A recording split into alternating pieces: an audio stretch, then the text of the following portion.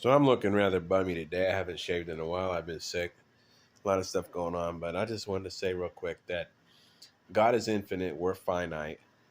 And a person is not going to understand infinite in a finite mind because it's not possible. Even science has proven, and scientists will even tell you, that there's a limit to what they can do. Even Einstein or anybody with a bigger brain, like you say, George Washington was highly intelligent, which I can see if you look at some of the stuff he did.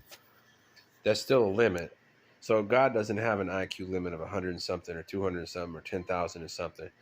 But we as human beings can't understand the concept of infinite and being outside of space and time.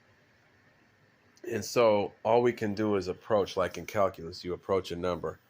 And when you approach that number, you're kind of getting a gist of it, but you can't really explain it. People say, well, you're not really explaining God right because it's unexplainable.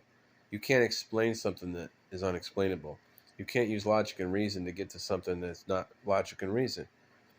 So you can lead a horse to water, but you can't make it drink. And in a spiritual sense, the spiritual water of Jesus is something that you can't get to through logic, reason, intellect, or emotion, or even intelligence. Now, there's nothing wrong with those things, but that's not how you get to God. You get to God through having the right intent, having even the smallest amount of faith. Even if you have doubt, the faith will win out. And, you know, if you're sincere and if you want to know, then God will reveal himself to you and then you'll understand it. And it's not something that you can explain. It's not something that you can get through. Now, what you're hearing now, you're processing the intellectual part of your brain. But the only point of it is to pique your curiosity to see if you want to have something to do with God. But God is our creator. He made us. And how are we going to sit here and say that we don't believe that God made us? That's like saying we don't believe we came from human beings. But we did. People came from other people. Originally, people came from God, the spiritual part. Because the spirit is something that we're tapping into. We're spiritual beings in a physical body, but we're stuck in it. We have limitations. And there's only but so much that we can understand. But we can understand it in a way, in a sense that you can't put into words. And you can't get the reason, logic, intellect, emotion, or even education. But there's nothing wrong with those things. But it has its limits. Okay, and so for example, when God reveals to you that an animal, like a pet or a person or something is going to die before they die, or before they're even sick, or you get a feeling or premonition or a dream, or you just overwhelmed with something like a sorrow or sadness, and then you find out right at the time that you were thinking it, someone died, or you have a dream that someone's going to die before they do, or you get a tingling in your fingers split second before, like my pastor would call on me and I wasn't even looking at her or something. I knew who was going to be there, who wasn't. All this stuff with dreams and premonitions and feelings and stuff before they happen. And it's all, you see how everything is tied together, You see how everything's interrelated, but you can't explain it. You weren't looking, you weren't seeing it, just like some of these near-death experiences. I'm assuming these are true. And a person, even if their eyes were closed and they were in a room, even if they could see better or hear better than we think, they still couldn't see behind them because they would be looking straight ahead, even if their eyes were open. And if they were doing surgery and they thought they died, and then they brought them back to life. Now they weren't completely dead because they still had some life in their brain, but they must have come out of their bodies because, assuming these experiences are true, which I think they're documented, how did they go into another room, rooms away, hear the conversation people were having, okay, and see and read, which you can't even hardly do in a dream, what was written down. And then when they brought them back, they knew all this stuff. There's no way. Now, even you could say, well, maybe they could hear better than they thought, even if they were knocked out through the walls. But how did they see? Because whether their eyes were open or if they were closed, they would still only be straight ahead. They couldn't see behind them. They couldn't go in the other rooms. How did they know? How do you know something before it happens? It's almost like in science when, okay, so say we're driving down the street. We can only see in front of us. We don't see the car coming the other way. But we have a feeling that we should just stop and we don't know why. Or we shouldn't talk to somebody. We shouldn't, I'm just messing with this. I'm looking a little bummy today, but we just have a feeling that we shouldn't call that person. We shouldn't go to that person. We shouldn't go that direction, or we should go this direction. We don't know why we feel that way. It's a feeling, a gut instinct, a sixth sense or something. What are we really tapping into? Because it's almost like in science says, so we're driving, we see straight in front of us, we don't see the car coming that way. But if there was a satellite up here, meaning, if you attribute that to God who has vision everywhere, he can see that car coming and he can warn us before we get there. Okay, he's looking down and sees that that truck is coming this way. We don't see it, but he'll let us know, and we won't know why, to slow down and stop. Okay, I gotta fix this a little bit, but he'll let us know to stop, and we won't know why. Or he'll tell us not to do something, then maybe later on we'll find out why, or maybe he won't, because he has a perspective from everywhere where he's looking down and seeing things that we can only see right in front of us. We're temporal, we're finite. He's outside of space and time, he's infinite. Okay? And that's just what it is. And you can believe it or not believe it, but it's the truth. And you have to pray, fast, meditate, be in alignment with God, be humble, have the right intent, be sincere.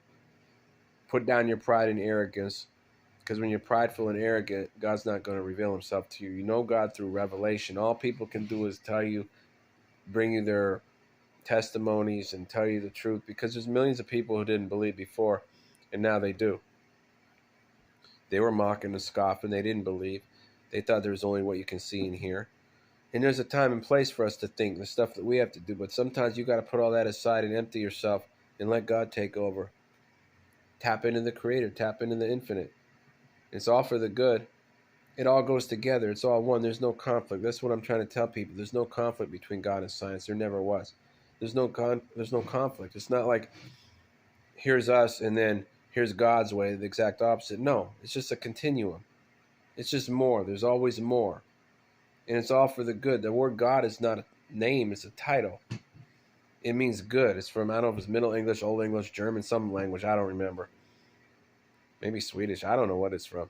But it just means good. It's a title, because that's all you can describe as goodness. He's a creator. We're the creature. He's infinite. We're finite. He's outside of space and time, and we're temporal. Okay, we rely on logic, reason, intellect. But if you're in alignment with the spirit, alignment with the satellite, if you're in tune, if you have the right intent, he reveals himself, and you have that back and forth, he'll let you know stuff before it happens. He'll answer prayers. He'll give you ways out of temptation. He won't give you more than you can handle. He'll show you how everything fits together. He'll put a hedge of protection around you. Okay? He'll give you the spirit of discernment. He'll come to you in dreams and visions, sometimes words. He'll just, you feel a push and a pull and an urge and a feeling, but it's more than that. He'll literally stop things from happening, and then you'll know it's him doing it. Or he'll open windows and opportunities, and he'll show you how everything fits together. And he'll warn you something. You'll get a feeling in your stomach, and you'll feel a sadness, and you'll just know the timing, how everything fits, and it'll let you know before someone's sick, before someone dies. And it's not something that we saw, we didn't hear it, we didn't know it. We're tapping into that spirit. So you can call it a sixth sense, but a sixth sense is a spirit. We're tapping into the spirit because we're spiritual beings in a physical body, and our spirit is tapping into the spirit of God. But he really only reveals himself a lot and has an interaction if we put down our pride and arrogance. Because if we put up our pride and arrogance and think we know it all, we're basically saying we don't need you, God, we don't need the spirit, we just go by what we see and hear. That's fine for some stuff, but you'll notice sometimes in life, there's more, in death, there's more than what you can see and hear. There's much, much more. And plus, you get tired, and plus, sometimes we're not right. So sometimes, to me, it's like in the old days, before these stupid phones and all this crap, people were just out working in the fields from 9 to 5. They were, communing with nature, and they were working and wondering what the purpose and meaning of life is. They only lived to be 30 or 40 years old. And they were outside, and they saw everything fit together. And they were praying and fasting and meditating, and God would reveal himself in different ways, and you're tapping into the spirit. Nowadays, people don't know how to do that. They really don't know how to do it. They're prideful and arrogant, and they think this is all there is, and they think it's only science. Science originally was made to discover God. Science means observation. That's what it is. It's a thinking way of observing certain things and how it fits together. There's nothing wrong with that, but again, that's human, that's limited. That's using one way, but then there's the other way where you put all that aside and you tap into the infinite. You're tapping into the ultimate source. And there's nothing bad about it. And millions of people who were mocking and scoffing, and atheists and agnostics and skeptics and no religion and other religions, and fell away from religion and don't know, don't care to know. A lot of times they're just lazy. People are lazy, or they just don't want to stop doing what they're doing. But most of the time, they're just lazy, or they're just stubborn or prideful, want to do it themselves. But I think everybody's experienced this stuff because God's going to have a relationship with you and love you regardless. But when you voluntarily, purposely want to have a relationship with Him, He'll do more for you. It's like if you have a kid, you love them regardless. But if they acknowledge you and they say thank you and they talk to you, you're going to just automatically want to do more for them, right? And I'm sorry I look like a bum today. I got a little bit of dead skin on my lip. That's why I keep messing with it. I look like a bum. I've been sick lately, a lot of stuff going on.